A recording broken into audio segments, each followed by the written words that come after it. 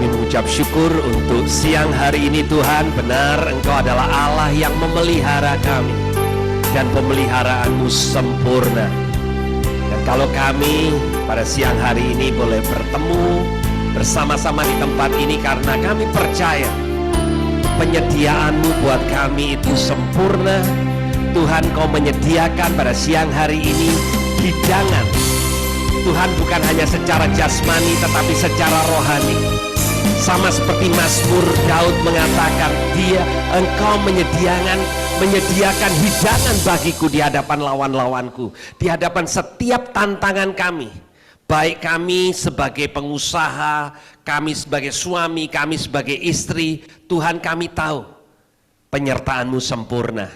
Tuhan, pada siang hari ini biar sungguh-sungguh firman yang sebentar kami akan terima, Tuhan, Roh Kudus sendiri yang akan berbicara secara spesifik dalam kehidupan setiap kami.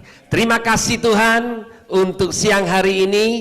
Kami percaya, kami dikuatkan, kami diarahkan, kami dimerdekakan oleh kebenaran itu.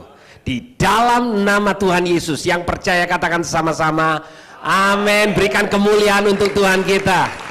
Amen. Selamat siang Bapak Ibu semuanya. Shalom.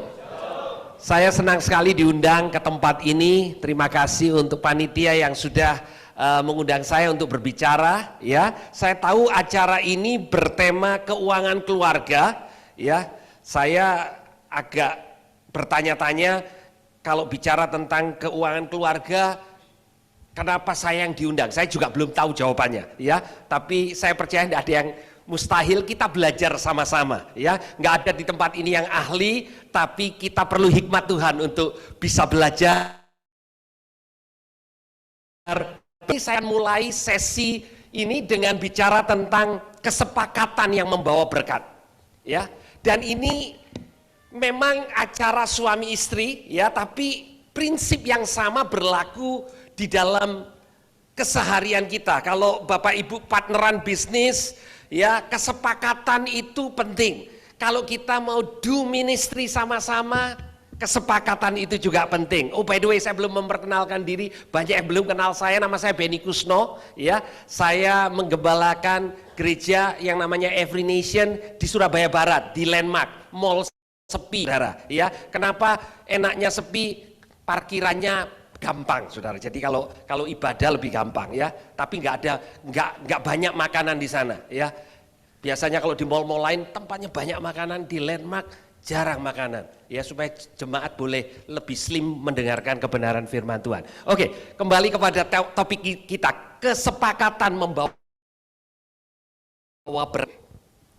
Banyak di antara kita bertumbuh dan melihat hubungan yang hancur. Hubungan bisnis hancur, hubungan rumah tangga hancur, dan dampaknya dalam kehidupan kita kadang tanpa sadar kita merasa bahwa itu satu opsi. Dalam artian ya bagus kalau bisa sama-sama, tapi kalau nggak bisa sama-sama itu juga nggak apa-apa, itu normal. Ya, Tuhan tidak pernah menciptakan kita sebagai suami istri dalam satu hubungan dan menganggap bahwa kalau kita nggak bisa sepakat itu normal. Tidak sama sekali. Justru sebaliknya, kita harus melihatnya kalau Tuhan itu yang normal. Kalau saudara bisa kumpul seperti ini normal. Kalau kita nggak bisa kumpul, ada sesuatu yang salah. Ada amin. Ya, demikian juga dengan pernikahan kita. Karena ada tujuan Tuhan yang begitu besar yang hanya bisa terjadi. Saya ingin ulangi, ada tujuan Tuhan yang besar yang hanya bisa terjadi kalau kita punya kesepakatan.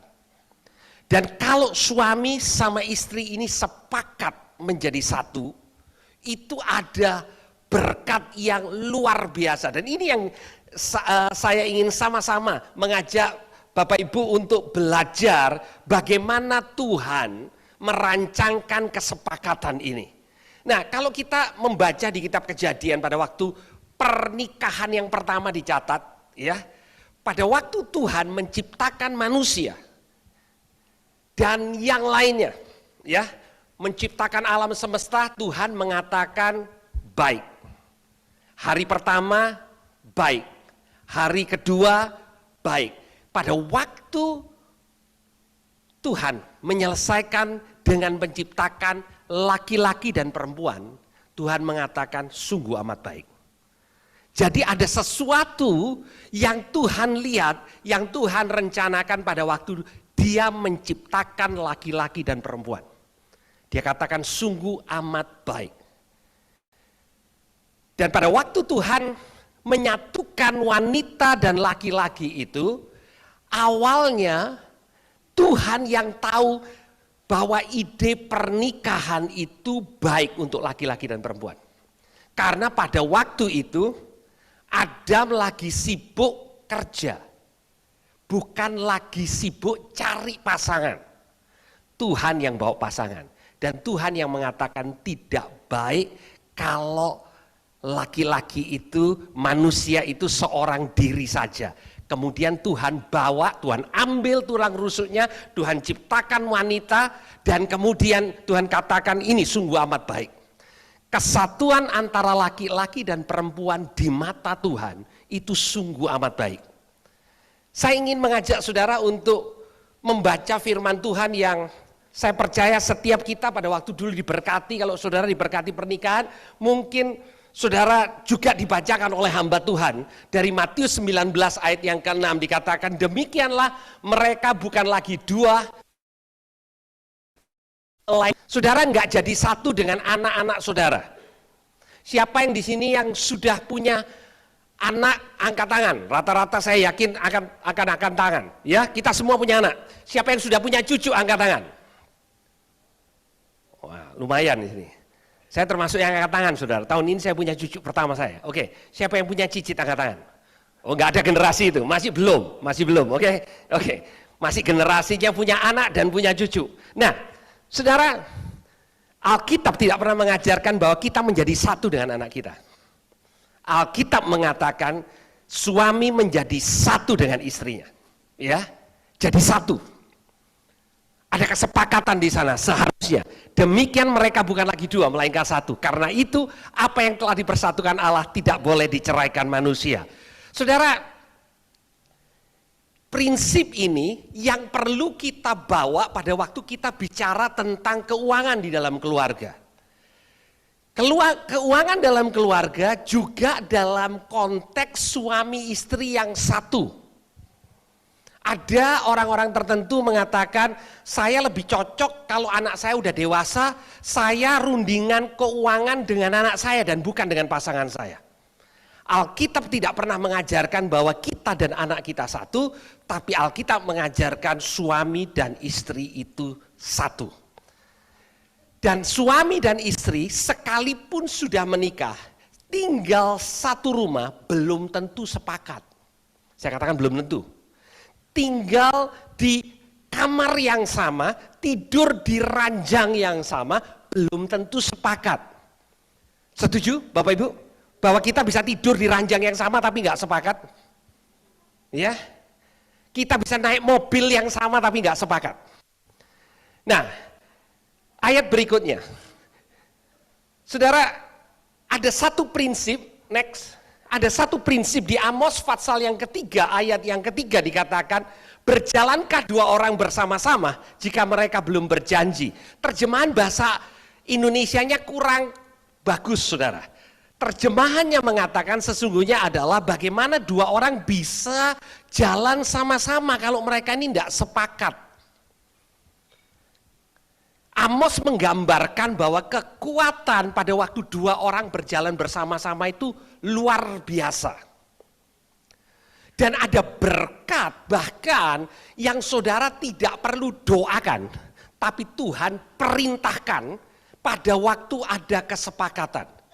Setiap kali ada dua pribadi bisa sepakat, Tuhan Yesus mengatakan kalau ada dua orang sepakat untuk meminta apapun, sorga akan menjawab. Kalau dua pribadi yang disatukan oleh Tuhan, dan tidak ada kata satu yang dipakai oleh firman Tuhan yang menggambarkan hubungan yang lebih dekat dibandingkan suami dan istri. Dan saya ingin mengajak saudara untuk melihat Mazmur 133, ada nyanyiannya. Ya, kita semua tahu nyanyian ini. Mazmur 123 mengatakan begini, sungguh alangkah baiknya dan indahnya apabila saudara-saudara diam bersama dengan rukun. Gambaran yang pertama di ayat yang kedua, seperti minyak yang baik di atas kepala, meleleh ke janggut Harun dan ke leher jubahnya. Yang pertama, di ayat yang kedua ini gambaran yang Tuhan pakai untuk menggambarkan antara dua pribadi yang sepakat adalah minyak yang turun. Saudara, pada waktu itu imam besar dan imam yang lain sebelum bisa melayani, mereka diurapi dulu. Dan urapannya itu terutama untuk imam besar, urapannya itu melimpah, saudara. Terima kasih, Pak Agus. Ya, dan melimpahnya dari kepala sampai ke janggut, karena imam besar pada waktu itu janggutnya nggak dicukur, ya. Terus kemudian ke jubahnya. Urapan itu datangnya dari atas, dan urapan itu terjadi digambarkan kalau kita sepakat itu ada urapannya.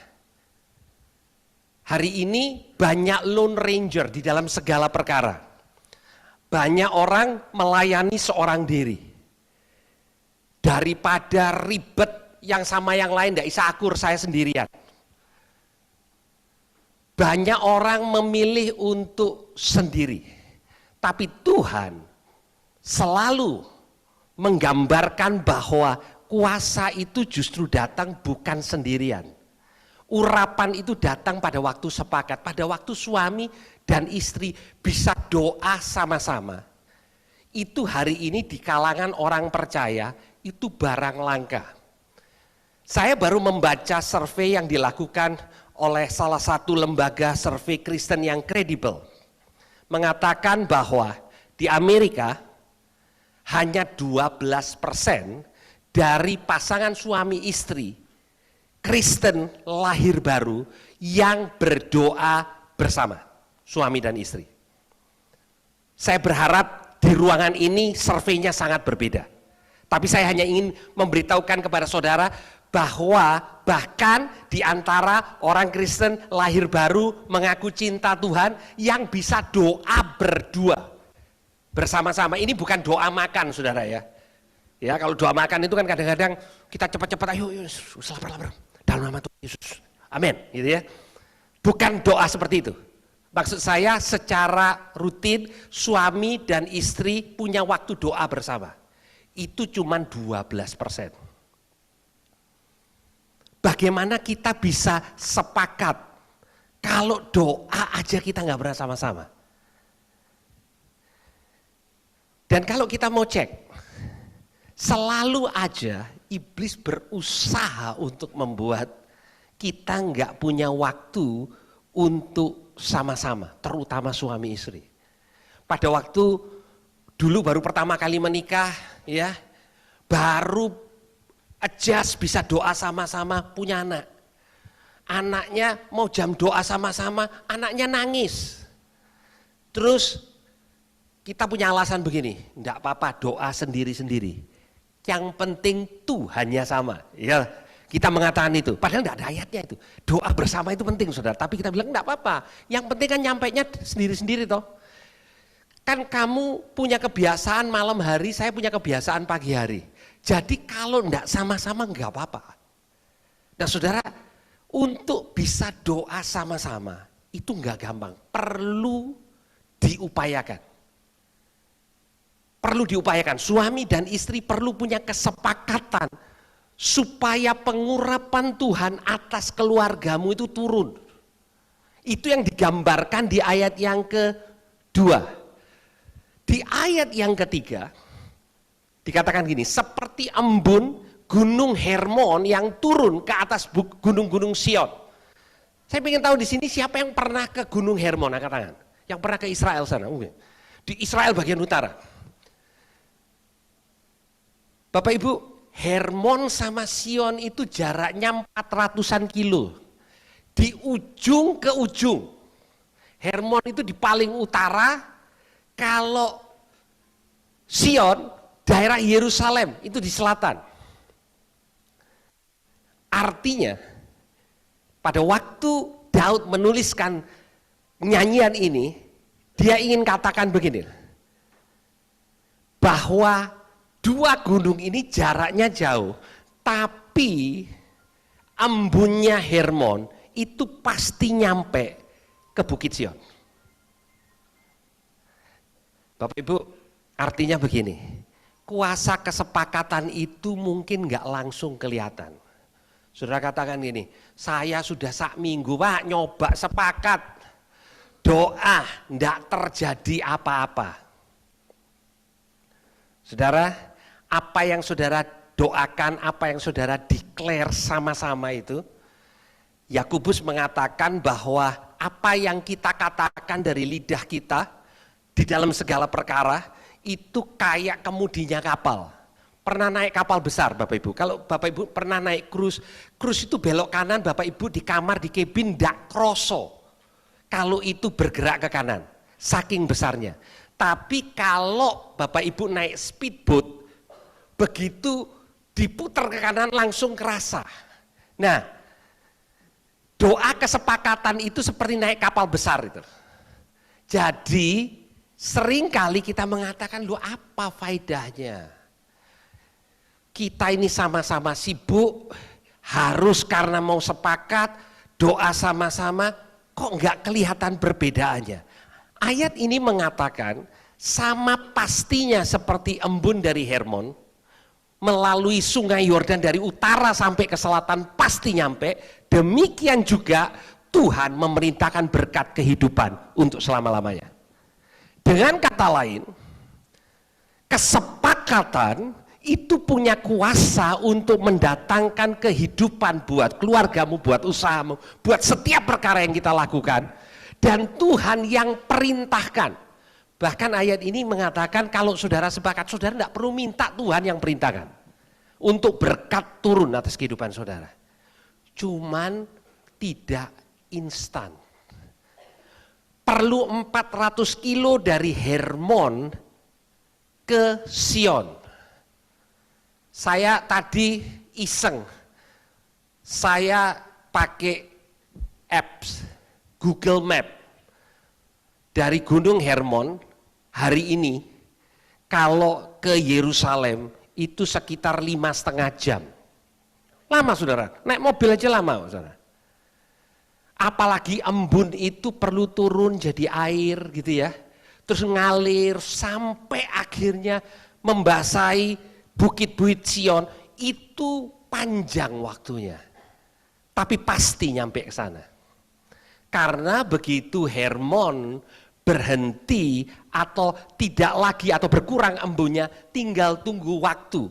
Orang tahu tinggal tunggu waktu, pasokan air akan berkurang. Oke. Jadi dengan kata lain kesepakatan sama. Kalau saudara sepakat suami dan istri tinggal tunggu waktu, maka keadaanmu akan berubah. Tidak instan. Yang kedua ini kalau lelehan oil itu atau minyak itu cepat, langsung saudara. Ya, kita ini suka instan saudara. Ya, doa itu tidak kejawab langsung. Karena kalau saya gojek 1/2 jam sampai rumah, kita berpikir doa itu kayak begitu. Kesepakatan untuk menghasilkan berkat itu butuh waktu. Katakan sama sebelah saudara, butuh waktu. Yang sabar. Ya. Nah, saudara, untuk bisa sepakat perlu minimum 2 orang. Benar nggak Bapak Ibu? Ya, suami dan istri harus itu, ya. Nah, harus ada perannya masing-masing. Biasanya saudara kalau seminar pernikahan ini biasanya dari Efesus dibahas. Hari ini saya mau mencoba untuk melihat dari sisi yang lain. Yang Petrus katakan saudara. Karena ada sesuatu yang menarik. Kita lihat di slide Berikutnya, ini pertama-tama peran istri. Peran istri, ya. Dikatakan di ayat yang pertama, demikian juga kamu hai istri-istri, tunduk kepada suamimu. Supaya jika ada di antara mereka yang tidak taat kepada firman, mereka juga tanpa perkataan dimenangkan oleh kelakuan istrinya. Perhatikan baik-baik, Petrus mengatakan ini, tanpa perkataan. Saya bicara kepada ibu-ibu dulu. Siapa yang di sini percaya kepada kuasa perkataannya sehingga dia berpikir begini, kalau suami salah itu harus diomeli dan jadi benar. Siapa yang pernah ngomelin suaminya karena? Kok tahu Pak? Pernah diomel, berarti sering. Oke. Ya. Nah, Petrus ini bilang gini ya. Tanpa perkataan. Karena rupanya banyak yang mencoba mengubah suaminya dengan perkataan. Firman Tuhan mengatakan, laki-laki itu kalau kamu mau ubah, jangan pakai perkataanmu. Jangan dicerewetin. Malah enggak berubah. Betul enggak Bapak-bapak? Oh, cuma satu yang bilang betul. Oke. Ya. Ini firman Tuhan, ini bukan saya. Bapak Ibu kalau enggak setuju, ini 1 Petrus 3. Ngajarin ibu-ibu. Kalau ibu-ibu taat, maka Tuhan yang akan buat suami-suami mulai berubah. Jika mereka melihat bagaimana murni dan salehnya hidup istri mereka itu, bukan betapa hebatnya perkataan istri itu. Ini nasihat untuk istri. Tapi di sini kan di full gospel bapak-bapaknya udah luar biasa. Tapi ingat, kadang-kadang masih nyebelin, ya toh? Ya. Dan ingat nasihatnya, kalau mau sepakat, istri-istri jangan pakai kata-katamu, kata firman Tuhan. Lewat perbuatanmu, suami dimenangkan. Oke? Masih banyak lagi yang lain perbuatan itu dijelaskan, tapi saya mulai mau bicara kepada yang suami. Peran suami, dikatakan begini, demikian juga kamu hai suami-suami, hiduplah bijaksana dengan istrimu sebagai kaum yang lebih lemah. Hormati mereka sebagai teman pewaris dari kasih karunia. Kata teman pewaris itu diterjemahkan istilah perbankannya itu co-signer. Pernah buka rekening di bank, terus buka 2 nama. Kalau satu tok yang tanda tangan, cek itu tidak bisa cair, saudara. Jadi, Rasul Petrus itu mengatakan ribuan tahun yang lalu, kamu sama pasanganmu, suami-suami, itu kalau mau approach surga, kalau mau doa, ya, itu hanya akan powerful kalau kamu bisa sepakat sama istri. Kalau bapak ibu hari ini buka rekening di bank, terus kemudian yang tanda tangan 1 dan itu sah penanda tangannya, tapi harusnya 2, itu nggak bisa cair. Dilanjutkan lagi sama Petrus, yaitu kehidupan, supaya doamu jangan terhalang. Kata terhalang ini adalah kata militer pada waktu itu yang dipakai. Bapak Ibu pernah, ini rupa yang bapak-bapak suka nonton film perang, terus kemudian ada pasukan yang lagi mau menyerang satu kota, ya. Pasukannya gede banyak, terus kemudian yang di kota ini nggak tahu gimana jalan keluarnya, ada jembatan. Jembatannya itu dihancurkan. Sekuat apapun pasukannya itu, dia akan terhambat, nggak bisa nyebrang. Karena jembatan satu-satunya yang menghubungkan antara pasukan itu dengan kota itu sudah nggak ada lagi. Persis itu kata terhalangnya. Jadi Rasul Petrus ini mengatakan begini, bapak-bapak yang hebat, yang merasa hebat ini, kamu ini satu dengan istrimu. Kalau ibaratnya buka rekening, itu penanda tangannya harus 2-2. Jadi rekening surgawi, Bapak Ibu ini, sudah tahu ada rekening surgawi. Bapak Ibu ini punya rekening surgawi 1, bukan pribadi 1. satu. Ya, istri ini co-signer. Harus tanda tangan bareng. Kemudian Petrus mengatakan gini, ada berkat. Berkat yang luar biasa, berkat kehidupan. Tapi kalau engkau tidak bisa sepakat, terhalang. Jadi setelah hari ini, kalau pulang ingat-ingat, kalau saya tidak bisa akur, tidak bisa sepakat, itu jembatannya putus, Bapak Ibu. Ya, tidak bisa pakai drone, tidak bisa. Itu harus lewat jembatan dan itu harus tidak putus. Itu kuasa kesepakatan. Dan kadang kita mengentengkan kuasa kesepakatan itu.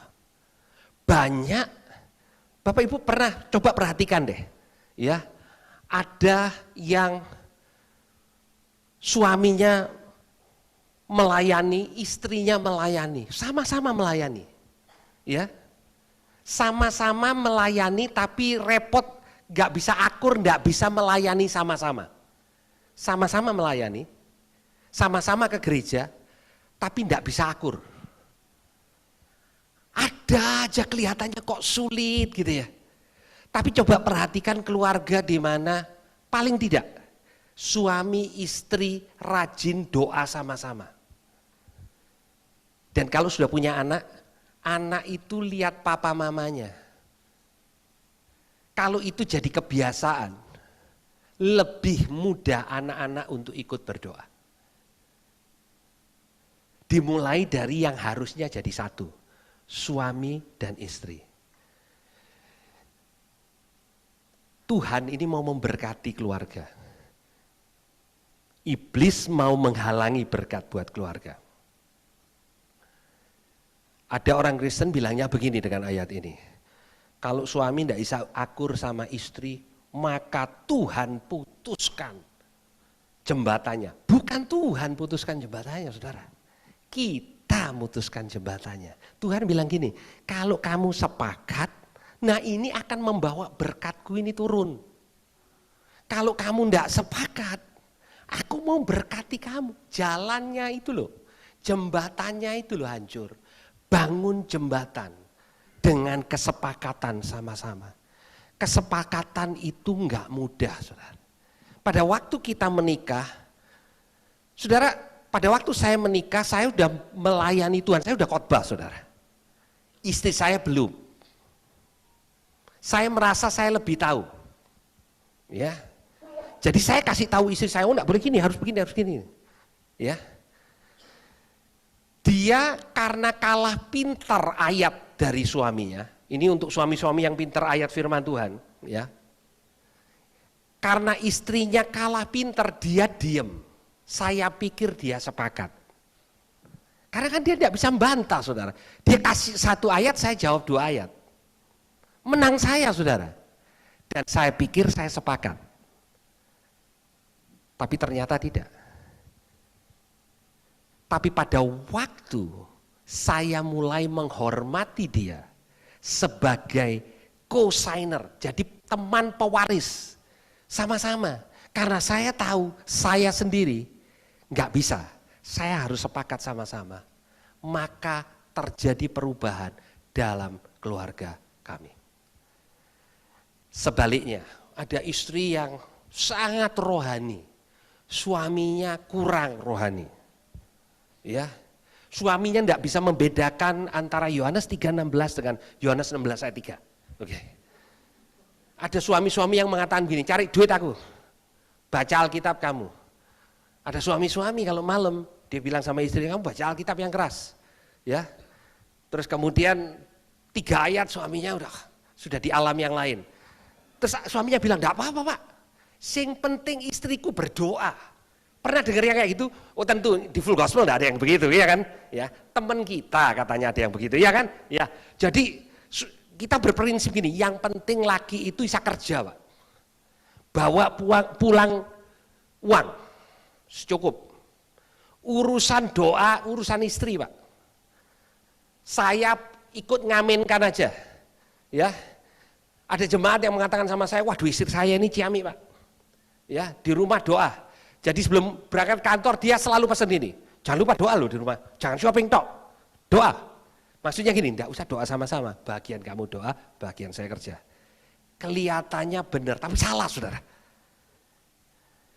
Pada waktu suami sebagai imam, bersama-sama sepakat dengan istri. Ingat kalau saudara mau memulai, ada aja yang membuat ini tidak terjadi. Iblis nggak suka saudara. Mulai biasakan untuk sepakat berdoa. Pada waktu saudara mulai belajar sepakat berdoa, saudara mulai melihat area yang lain yang dulunya susah untuk sepakat. Dulu milih restoran mau makan di mana aja bisa rame saudara. Siapa yang pernah ngalamin itu? Saya jujur saya pernah saudara. Ya, dulu awal-awal milih restoran mau seneng-seneng ini loh, baru menikah saudara. Nggak bisa sepakat rame. Dan kita selalu punya alasan, seleranya beda. Pada waktu saudara mulai membangun kesepakatan di dalam doa, yang tadinya buahnya nggak bisa sepakat itu saudara, mulai sepakat. Kok bisa ya Pak? Karena Tuhan mencurahkan berkat itu buat keluarga itu. Ada amin saudara. Saya teruskan ya, teruskan. Oke, ini hal praktisnya ya. Di ayat berikutnya Rasul Petrus mengatakan begini, oke, ada yang istri, ada yang suami, ada yang dua-duanya perlu. Dia katakan gini, jangan balas kejahatan dengan kejahatan atau caci maki dengan caci maki. Tetapi sebaliknya, hendaknya kamu memberkati. Karena untuk itu kamu dipanggil, yaitu untuk memperoleh berkat. Perhatikan baik-baik. Kita suka yang terakhir, untuk memperoleh berkat. Perhatikan baik-baik caranya. Caranya itu yang di atas. Kalau kamu dicaci maki, jangan balik caci maki. Kalau kamu dijahatin, jangan balik menjahati. Ya, hendaklah kamu memberkati supaya kamu dapat berkat. Itu prinsip Bapak Ibu. Bukan hanya suami istri, tapi aku. Konteks yang dituliskan oleh Petrus ini masih dalam konteks segera sesudah dia bicara tentang istri lakukan ini, suami lakukan ini, terus dia bilang begini, hendaknya setiap kita itu jangan balas kejahatan dengan kejahatan. Saudara, kadang di dalam rumah tangga kita, kalau kita mau jujur, ada balas dendam kecil-kecilan. Kamu gituin aku ya, awas kamu. Saudara, ingat saudara, di surga itu rekeningnya bersama kalau sudah suami istri. Oke? Dan pada waktu kita melakukan yang jahat satu dengan yang lain, yang rugi dua-dua saudara. Saling ini dikatakan saling tidak membahas kejahatan, saling tidak mencaci maki, ditutup dengan itu, yaitu untuk memperoleh berkat. Siapa yang di sini mau memperoleh berkat? Angkat tangan. Saya mau memperoleh berkat. Jadi jalan keluarnya adalah paling tidak bagian saya kalau dicaci maki, saya tidak balas caci maki. Kalau dijahati, saya tidak balas jahati. Hendaklah kamu memberkati, karena untuk itulah kamu dipanggil, untuk memperoleh berkat. Ayat yang terakhir. Dikatakan begini oleh Petrus, siapa yang mau mencintai hidup dan mau melihat hari-hari baik? Siapa saudara? Siapa yang mau mencintai hidup dan melihat hari baik? Saya mau saudara, oke? Ia harus menjaga lidahnya terhadap yang jahat dan bibirnya terhadap ucapan yang menipu. Lidah kita ini berbahaya saudara. Lidah kita ini berbahaya. Karena Tuhan kasih kepada kita kuasa atas perkataan kita. Berapa sering lidah kita memperkatakan apa yang nantinya kita sesali. Saudara, kita pakai lidah, kita pikir kalau kita katakan yang menusuk hatinya, dia berubah. Justru sebaliknya. Ingat, ini yang Petrus katakan, suami istri jaga lidahmu. Kalau engkau tidak bisa mengeluarkan kata yang memberkati, lebih baik diam.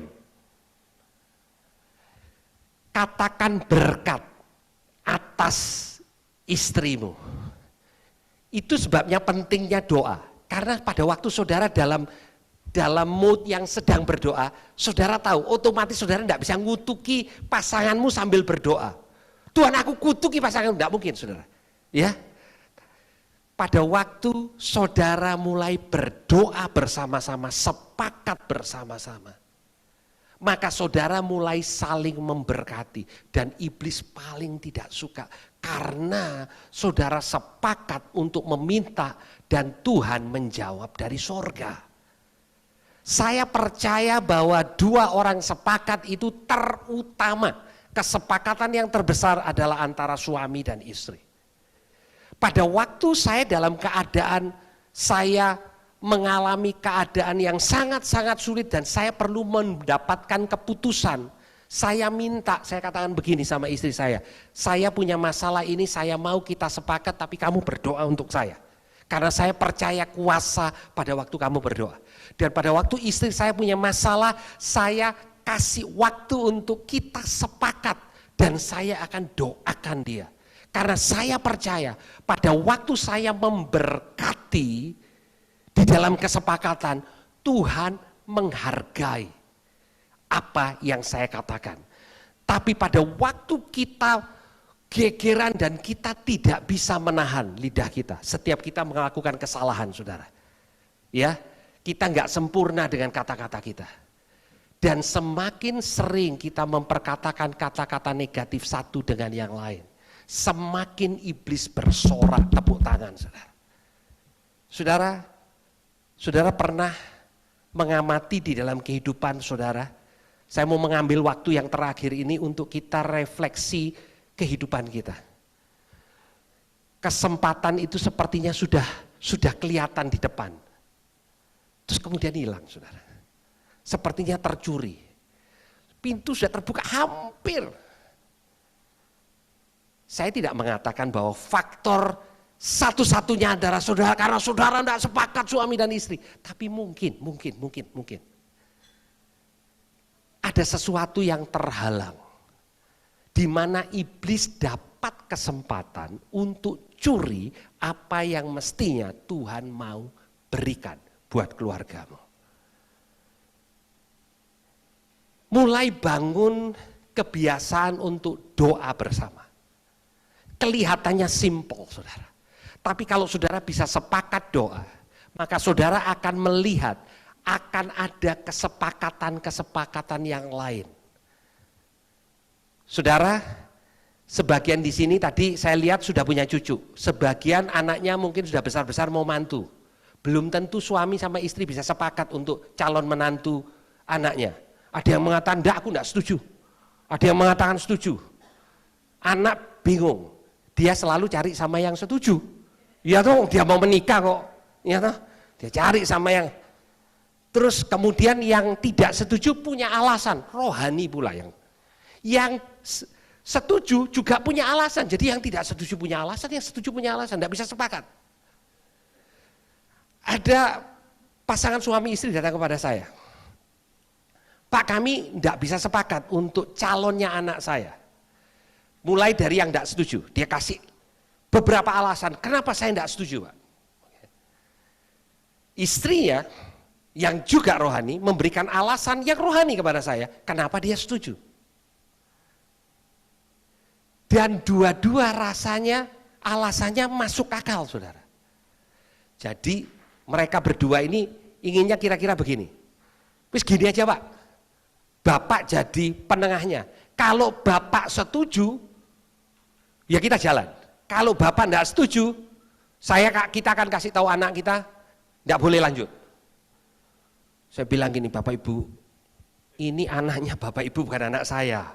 Oke, jadi repot, bayangin kalau saya ngomong tidak setuju, terus anaknya tahu, pendetanya tidak setuju. Ini dia pikir gini, papa mama, pendeta tidak setuju, saya batal menikah. Wah, kan repot, saudara. Akhirnya saya mengatakan dua-duanya ada benernya. Tapi gini deh, mulai.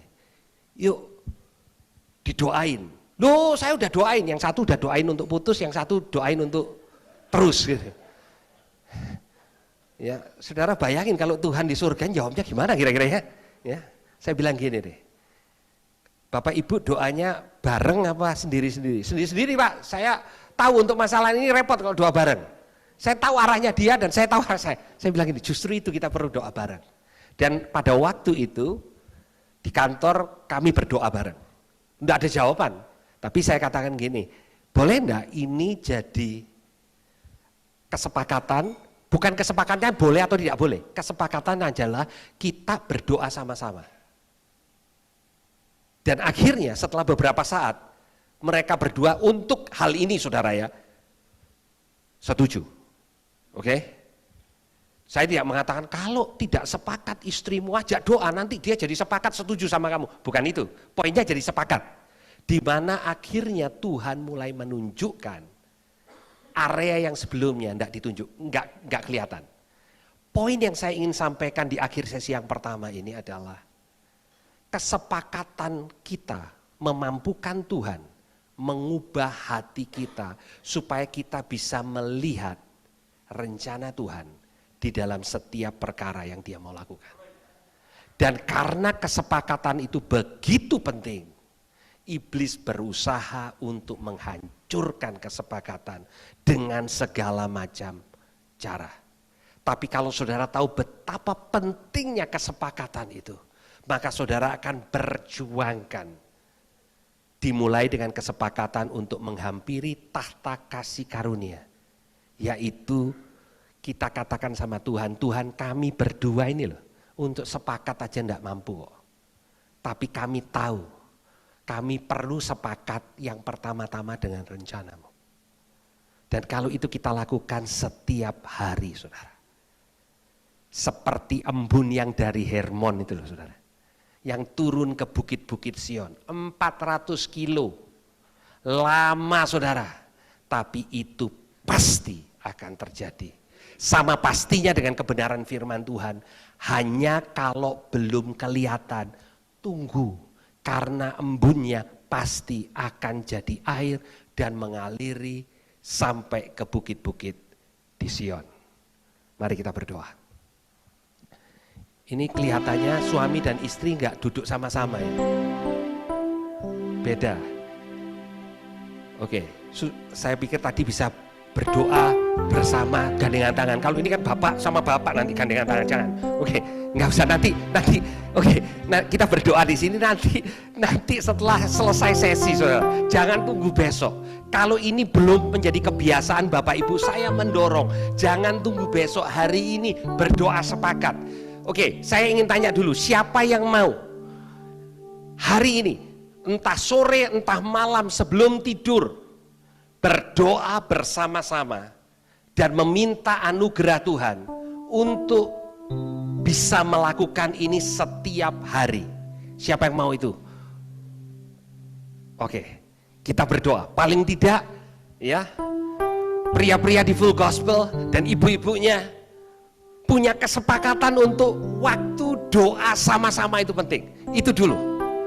Dan Tuhan akan melakukan mujizat yang hanya Tuhan sanggup untuk lakukan. Mari kita berdoa. Tuhan, kami mengucap syukur untuk sesi yang pertama ini. Tuhan, kedengarannya sepertinya hanya sesuatu yang begitu simple. Kami perlu sepakat. Tapi Engkau punya rencana buat kami. Ada kehidupan yang Kau berikan. Ada berkat yang Kau janjikan. Kalau selama ini kami sulit untuk sepakat, bahkan hanya antara suami dan istri kami sulit untuk sepakat, Tuhan. Tapi kami memulai pada hari ini. Kami katakan, Tuhan, kami tahu itu menyukakan hati-Mu. Ajar kami, Tuhan, untuk boleh sepakat. Saudara, mungkin saudara masih sama-sama pergi ke gereja, saudara mungkin sama-sama masih ke banyak acara, tapi saudara sudah lama nggak bisa sepakat. Iblis mulai bicara kepada saudara, kalau urusan keuangan jangan bicara sama pasangan, ribut nanti. Kalau masalah ini jangan bicara sama pasangan, tambah rame. iblis berusaha untuk menanamkan saudara bahwa kesepakatan itu sesuatu yang sifatnya tidak mutlak. Tapi firman Tuhan mengatakan kalau engkau mau melihat hari yang baik, kalau engkau mau melihat kehidupan yang Tuhan sediakan buat engkau, fight untuk kesepakatan. Mulai untuk tidak menyalahkan satu dengan yang lain, tapi mengatakan aku perlu kamu. Kalau kita ndak sign sama-sama, ini dana ndak keluar. Itu yang dikatakan teman pewaris kerajaan Allah, teman pewaris kasih karunia yang Tuhan berikan.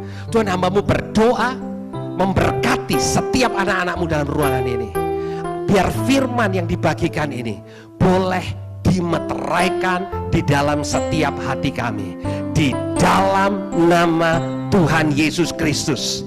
Yang percaya katakan sama-sama amin. Berikan kemuliaan untuk Tuhan Yesus. Tuhan Yesus memberkati. Oke, terima kasih untuk hambanya Bapak Benny Kusno. Oke, ada pertanyaan? Boleh, Bapak Ibu mau tanya apa aja boleh. Boleh berdiri, Ibu. Oh, Bu Tabita. Iya. Saya tanya tadi kan tentang kesepakatan suami istri. Kalau misalnya udah nggak punya suami, gimana caranya mau sepakat sama siapa? Memang secara umum tadi saya berbicara dalam konteks suami istri, ya. Itu yang Tuhan katakan. Tapi tentu ada Tuhan bicara istri itu kalau ditinggalkan suaminya kembali, Tuhan jadi suaminya. Selama kita bisa sepakat sama Tuhan, it's okay, gitu ya. Tapi ini ya kembali dalam konteks secara umum suami istri yang masih berdua di muka bumi ini loh. Ya. Jadi bertindaklah seperti ya masih punya pasangan yang menjadi teman pewaris kasih karunia dari kerajaan Allah itu. Anggap pandang dia sebagai teman pewaris, sama, equal, ya. Istri atau suami bisa kurang rohani, bisa kurang berpendidikan. Ada pasangan tertentu katanya nggak bisa, bahkan nggak bisa doa sama-sama, nggak nyambung, Pak. Karena dia bilang maaf loh Pak, istri saya pendidikannya kurang. Aduh, jangankan Tuhan, saya aja sedih dengarnya. Kadang suami merasa gini, nggak nyambung loh. Kok bisa nggak nyambung? Tuhan ini nyambung kok. Ya, Tuhan ini doanya anak SD, anak S3 sama nyambung gitu. Ya, yang nggak nyambung itu kan masalahnya yang ini. Justru yang ini perlu dibenerin, makanya harus nyambung sama ini. Gitu ya kira-kira ya. Jadi saya hanya ingin menekankan, seringkali kita mau mulai dengan nyambung dulu di sini. Dan ada hal yang sudah dibicarakan nggak pernah nyambung. Karena perlu dua-dua nyambung di sini.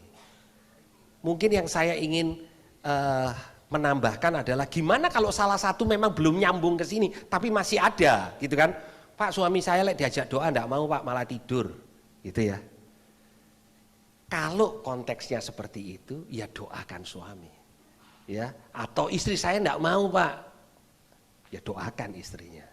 Tetapi saya berbicara dalam konteks acara ini kan rata-rata Bapak Ibu ini kan ada pasangannya di tempat ini. Tapi seringkali kita ini kalau sama Tuhan sepertinya hanya pribadi kita tok. Yang penting saya sama Tuhan. Istri saya enggak terlalu penting atau sebaliknya. Alkitab mengatakan penting Bapak Ibu, ya, karena kita ini teman pewaris dari kasih karunia yang Tuhan mau berikan. Itu, saya harap itu menjawab, Bu, ya. Oke, terima kasih Pak Benny. Ada lagi sudah menjawab Ibu Tabita? Oke. Oke, kita akan lanjut. Ibu, dengan siapa Ibu? Suaranya habis. Shalom. Shalom. Saya mau tanya, sudah 2 tahun ini suami saya meninggalkan saya karena suami gagal ya. Kami bangkrut dan suami meninggalkan saya tanpa kemana ini sampai saat ini saya tidak tahu. Tapi saya tetap mengikut Tuhan itu karena banyak di sekeliling kami itu banyak yang bilang paling suami kamu kawin lagi atau memang benar-benar sudah tidak mau lagi dengan kamu karena kamu nggak punya apa-apa. Emang dulu saya yang pintar cari uang tuh saya. Suami hanya ya mungkin dia Tapi saya bolak-balik tanya, gajiku lebih besar itu gimana? Gak apa-apa, emang aku pilih kamu bukan karena uangmu, seperti itu. Dan kebetulan kami memang bangkrut, total uang yang hilang 15 M. Kalau orang lain mungkin sudah bunuh diri ya. Tapi saya, karena di sekeliling ada teman-teman seiman yang menguatkan saya tidak jadi bunuh diri. Tapi sampai saat ini suami saya entah di mana, saya nggak tahu. Saya dibuang keluarga karena saya disuruh bercerai. Tapi saya ingat firman, tidak ada yang bisa menceraikan manusia selain Tuhan sendiri. Jadi pada saatnya kalau suami kembali, keluarga saya sudah tidak mau menerima suami, katanya, buat apa suami seperti itu? Pada waktu enak kamu dipuji-puji, padahal sekarang ini kamu ditinggalin, seperti itu. Sekarang saat ini saya pun sudah tidak punya apa-apa karena saya harus menanggung hutang bersama 20 M dan sudah terbayar, sekarang kurang 5 M, itu ditinggal begitu saja. Makanya kemarin teman-teman, ayo ikut di Full Gospel, barangkali kamu bisa ketemu dengan orang-orang dengan kesaksiannya seperti itu. Tapi kebanyakan teman-teman juga meninggalkan saya karena saya sudah tidak bisa memberikan apa ya, yang dulu kalau mereka hutang pada saya nggak pernah mau nagih. Kalau minta pekerjaan saya kasih, tapi saat sekarang saya jatuh semuanya. Mereka meninggalkan begitu saja. Makanya saya ikut begini ini, saya biar kuat. Saya melihat kesaksian mereka, mungkin bisa memberikan hidup yang lebih dekat lagi pada Tuhan. Ya, saya mau tanya, kalau pada saatnya suami kembali itu bagaimana kalau dia memang sudah kawin lagi? Karena sampai saat ini kalau saya ditanya, saya masih mau, tapi teman-teman dan keluarga cerai saja seperti itu. Apakah di hukum Kristen itu seperti itu gitu?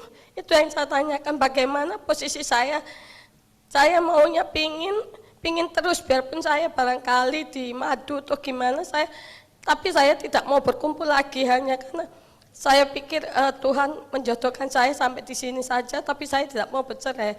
Tapi posisi saya gimana kalau memang diceraikan, apakah boleh atau tidak, seperti itu. Makasih, Tuhan berkati. Terima kasih Bu, Tuhan berkati Ibu. Ya, makasih Bu untuk pertanyaannya. Bu, memang yang Ibu alami tidak mudah ya. Mungkin lebih mudah Ibu merasa, wah kita bisa jawab, tapi belum tentu bisa melewati. Dan saya percaya kalau Ibu bisa lewati sampai hari ini, itu anugerah Tuhan. Ya. Dan saya juga percaya bahwa tidak kebetulan Ibu ada di dalam ruangan ini.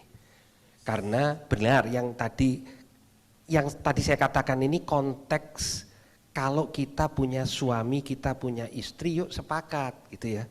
Tapi gimana kalau suaminya nggak ada? Ya kan kita nggak bisa untuk memaksa dia untuk sepakat. Ya. Dan Tuhan tahu itu. Kesepakatan yang terharusnya, yang paling dekat itu dengan pasangan. Tetapi bukan itu satu-satunya kesepakatan. Kalau hari ini kita mau sepakat dalam ruangan ini untuk berdoa untuk suami ibu, Tuhan dengar kok Bu, gitu ya.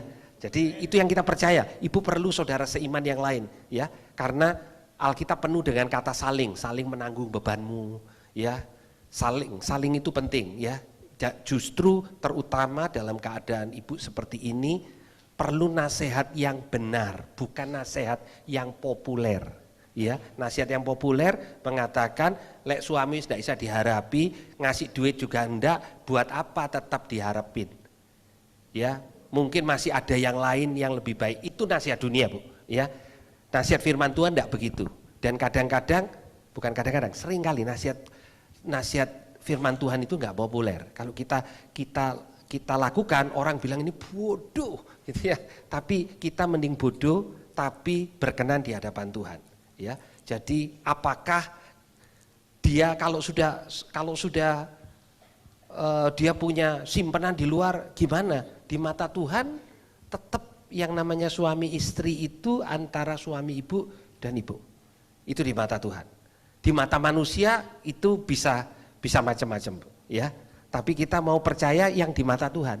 Jadi gimana doa kita? Ya tetap percaya bahwa Tuhan, Engkau sanggup untuk mengubah hati suamiku. Ya, sambil kita juga berdoa untuk, boleh kita sepakat satu ruangan kita berdoa untuk ibu ini, ya, Bu Seni ya Bu ya. Bu Seni, yuk kita sepakat, paling enggak kita punya satu ruangan Bu, berdoa untuk ibu, ya, kita doa sama-sama ya. Tuhan, kami mengucap syukur untuk keterbukaan dari Ibu Seni. Tuhan, Engkau berdaulat. Sore hari ini kami mau sepakat mempercayai anugerah-Mu. Yang pertama-tama untuk suaminya. Tuhan, kami percaya Tuhan, firman-Mu mengatakan hati raja itu ada di tangan-Mu. Itu sebabnya kami berani untuk punya pengharapan, karena kami punya Allah yang berdaulat. Kami berdoa Tuhan, Engkau menjamah hati suaminya, sehingga suaminya boleh kembali bukan hanya kepada Bu Sieni, tapi kembali kepada Engkau, sehingga hubungannya boleh dipulihkan. Kami juga berdoa untuk keadaan finansialnya. Tuhan, mungkin menurut manusia tidak mungkin, dan Tuhan, Engkau melakukan mujizat justru karena kami punya masalah, justru karena kami tidak mampu, justru karena kekuatan kami tidak seberapa, tapi kami percaya bahwa Engkau adalah Allah yang sanggup untuk melakukan jauh lebih daripada apa yang kami sanggup untuk pikirkan, bahkan doakan. Dan Tuhan, dengan bersama dengan saudara seiman yang ada di ruangan ini, kami sepakat berdoa dan kami katakan berkat turun atas keluarga Ibu Sieni. Berkati Tuhan, kasih karunia-Mu Tuhan selalu cukup buat usahanya, buat pernikahannya, buat kehidupannya, di dalam nama Tuhan Yesus. Yang percaya katakan sama-sama Amin. Amin. Amin. Amin. Amin. Terima kasih Pak Beni.